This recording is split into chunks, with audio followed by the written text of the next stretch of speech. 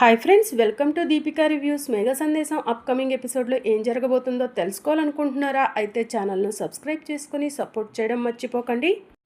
బావా, నా పైన నీకు అనుమానం వచ్చింది కదా, ఇక నేను బ్రతకటం అనవసరం బావా అని అపూర్వ కత్తి తీసుకొని గొంతు మీద పెట్టుకుంటుంది.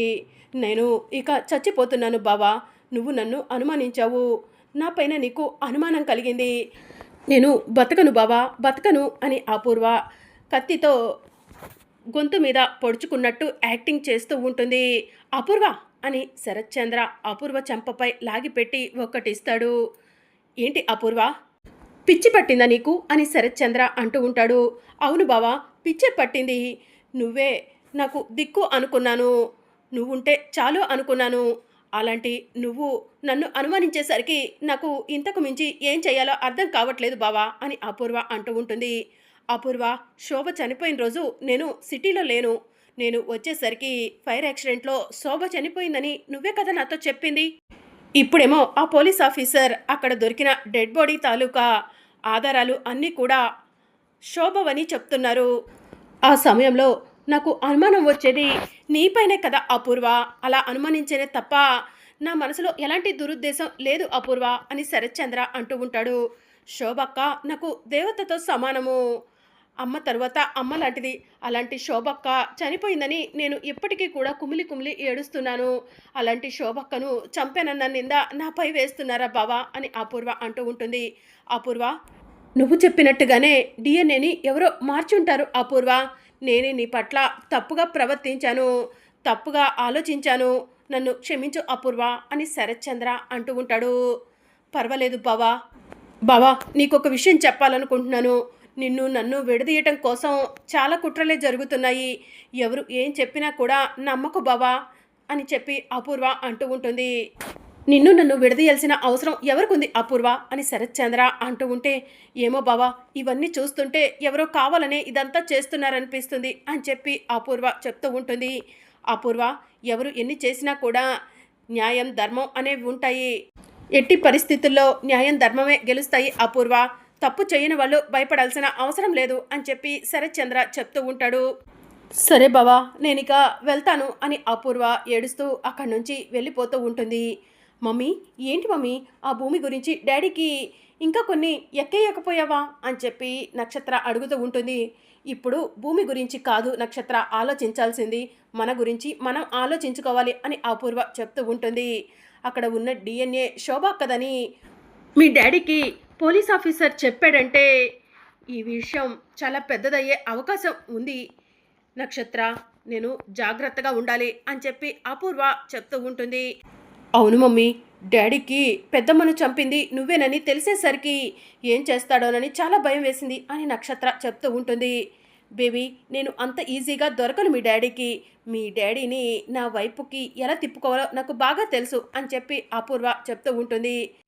ఇక మరోవైపు చెర్రీ చాలా స్పీడ్గా సైకిల్ మీద వెళ్తూ ఉంటాడు.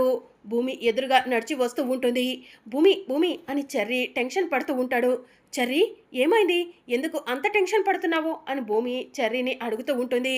నీకోసమే ఇంటి దగ్గర నుంచి కంగారు కంగారుగా సైకిల్ తొక్కుంటూ వచ్చాను అని చెప్పి చెర్రీ చెప్తూ ఉంటాడు.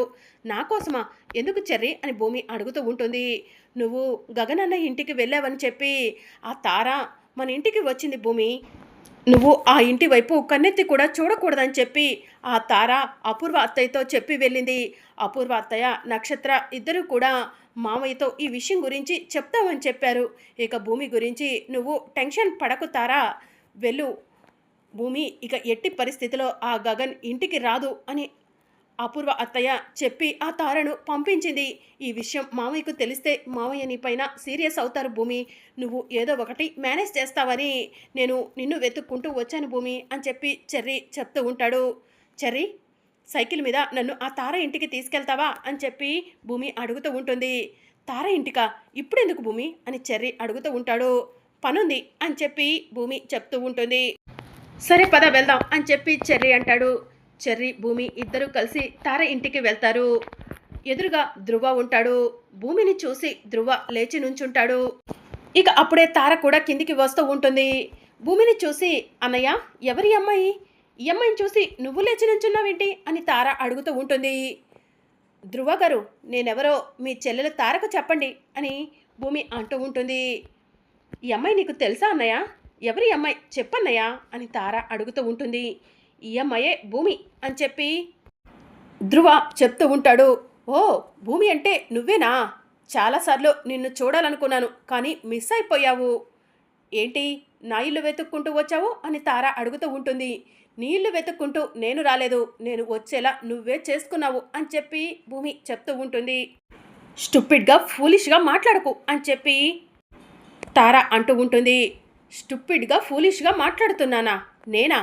నా జోలికి వస్తే నేను ఊరుకోను. అసలు నీకు ఏ అధికారం ఉందని, ఏ హక్కు ఉందని నువ్వు మా ఇంటికి వచ్చావు అని చెప్పి భూమి అడుగుతూ ఉంటుంది. నేను గగన్ గారిని త్వరలో పెళ్లి చేసుకోవాలనుకుంటున్నాను. అందుకే గగన్ గారి దగ్గరికి నువ్వు వెళ్తే నేను చూస్తూ ఊరుకుంటానా? అందుకే మీ ఇంటికి వచ్చాను. నీకు వార్నింగ్ ఇద్దామనుకున్నాను. నువ్వుంటే నిన్ను చంపేసేదాన్ని కూడా అని తార అంటూ ఉంటుంది. ఏంటి, నా బావను పెళ్లి చేసుకునే హక్కు నీకెవరిచ్చారు?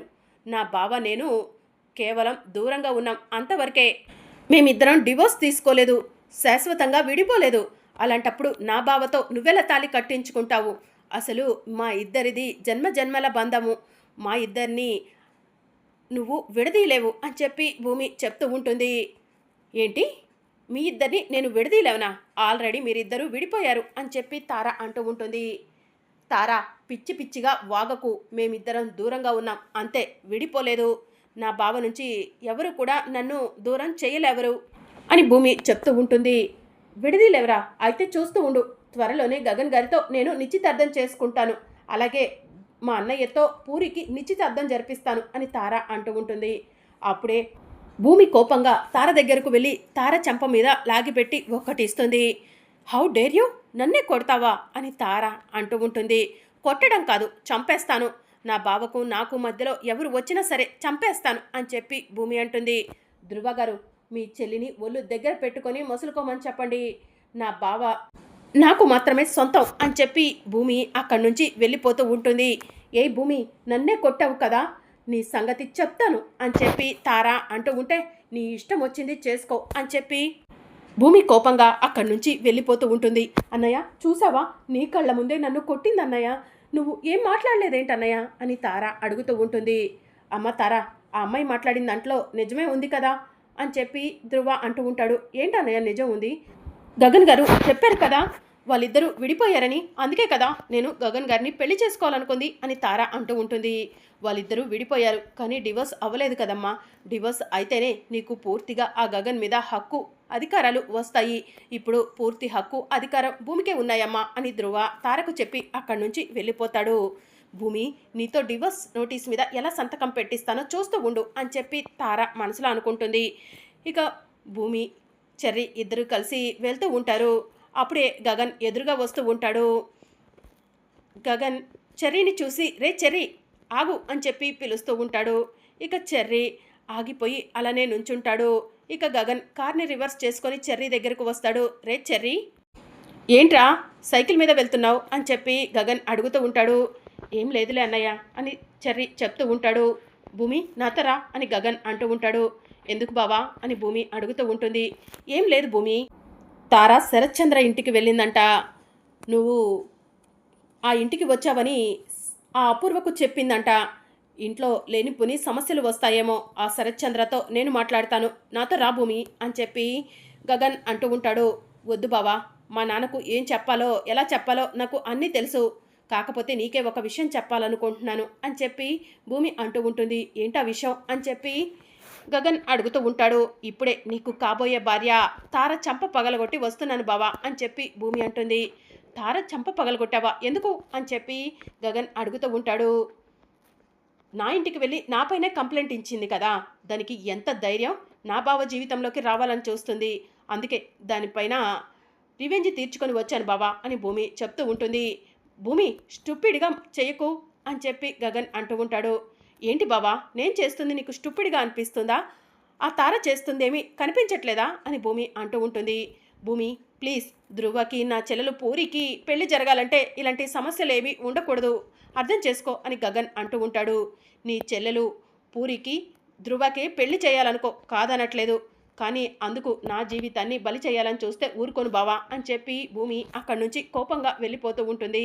రే చెర్రీ, ఏంట్రా భూమి ఇలా మాట్లాడుతుంది అని గగన్ అంటూ ఉంటే, భూమి మాట్లాడింది కరెక్టే కదన్నయ్య. పూరి సంతోషంగా ఉండటం కోసం భూమి జీవితాన్ని నాశనం చేస్తావా అని చెప్పి చెర్రీ అక్కడి నుంచి వెళ్ళిపోతూ ఉంటాడు.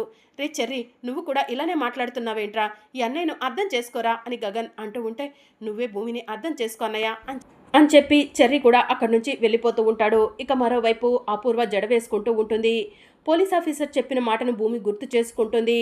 అపూర్వ డిఎన్ఏ కావాలంటే అపూర్వ గోర్లు కానీ జుట్టు కానీ కావాలి. ఇప్పుడు మన ముందు ఉంది అపూర్వ జుట్టు. ఆ అపూర్వ జుట్టుని ఎలాగైనా సాధించాలి అని భూమి మనసులో అనుకుంటుంది. అపూర్వ జడ వేసుకొని వాష్రూమ్లోకి వెళ్ళేసరికి ఎవరూ చూడకుండా భూమి అపూర్వ రూమ్లోకి వెళ్తుంది. అపూర్వ, మా అమ్మ డెడ్ బాడీ మీద దొరికిన డిఎన్ఏ నీది అవునో కాదో తెలుసుకోవడం కోసం సాక్ష్యం దొరికింది. ఇక నువ్వు దొరికిపోయినట్టే అపూర్వ. నిన్ను ఆ దేవుడు కూడా కాపాడలేవడు అపూర్వ అని భూమి మనసులో అనుకొని అపూర్వ జుట్టు తీసుకొని పోలీస్ ఆఫీసర్ దగ్గరకు వెళ్తుంది. సార్, అపూర్వ డిఎన్ఏ అవునో కాదో చెక్ చేయడం కోసం ఇదిగోండి మీరు అడిగిన అపూర్వ వెంట్రుకలు అని భూమి వెంట్రుకలను పోలీస్ ఆఫీసర్కి చూపిస్తూ ఉంటుంది. పోలీస్ ఆఫీసర్ అవి తీసుకొని ఫోరెన్సిక్ వాళ్ళకు ఫోన్ చేసి వెంటనే నా దగ్గర ఉన్నవి కలెక్ట్ చేసుకొని వెళ్ళండి అని చెప్పి చెప్తూ ఉంటారు. ఇప్పుడే వస్తున్నాం సార్ అని ఫోరెన్సిక్ వాళ్ళు చెప్తూ ఉంటారు. సార్, ఎట్టి పరిస్థితుల్లో తప్పు చేసిన వాళ్ళు తప్పించుకోకూడదు అని భూమి చెప్తూ ఉంటే, నా వరకు వచ్చిన తర్వాత తప్పు చేసిన వాళ్ళు ఎవరు కూడా తప్పించుకోలేవరు భూమి. మీ అమ్మను చంపింది ఎవరైనా సరే నిరభ్యంతరంగా తీసుకొచ్చి నీ ముందు నిల్చోబెడతాను. నువ్వు కంగారు పడకు. ఇక నా ఫోకస్ అంతా కూడా ఈ కేసు పైన పెడతాను, వెళ్ళిరమ్మా అని చెప్పి పోలీస్ ఆఫీసర్ చెప్తూ ఉంటాడు. Thank you sir, thank you so much అని భూమి చెప్తూ ఉంటుంది. ఇక మరోవైపు శరత్ చంద్ర ఇంట్లో ఉంటాడు. కాసేపటి తర్వాత పోలీస్ ఆఫీసర్ శరత్ చంద్ర ఇంటికి వస్తాడు. ఏంటి ఎస్ఐ గారు ఇలా వచ్చారు అని చెప్పి శరత్ చంద్ర అడుగుతూ ఉంటాడు. సార్, శోభచంద్ర గారిని చంపింది ఎవరో తెలిసిపోయింది అని చెప్పి పోలీస్ ఆఫీసర్ చెప్తూ ఉంటాడు. నా భార్య శోభను చంపింది ఎవరు సార్ అని చెప్పి శరత్ చంద్ర అడుగుతూ ఉంటాడు. మీరే చూడండి సార్ అని పోలీస్ ఆఫీసర్ తన చేతిలో ఉన్న ఫోన్ని శరత్ చంద్రకి చూపిస్తూ ఉంటాడు. శరత్ చంద్ర పోలీస్ ఆఫీసర్ చేతిలో ఉన్న ఫోన్ని చూసి షాక్ అవుతాడు. మరి అప్కమింగ్ ఎపిసోడ్లో ఏం జరగనుందో తెలుసుకోవాలనుకుంటున్నారా? అయితే ఛానల్ను సబ్స్క్రైబ్ చేసుకుని సపోర్ట్ చేయడం మర్చిపోకండి. Thank you for watching.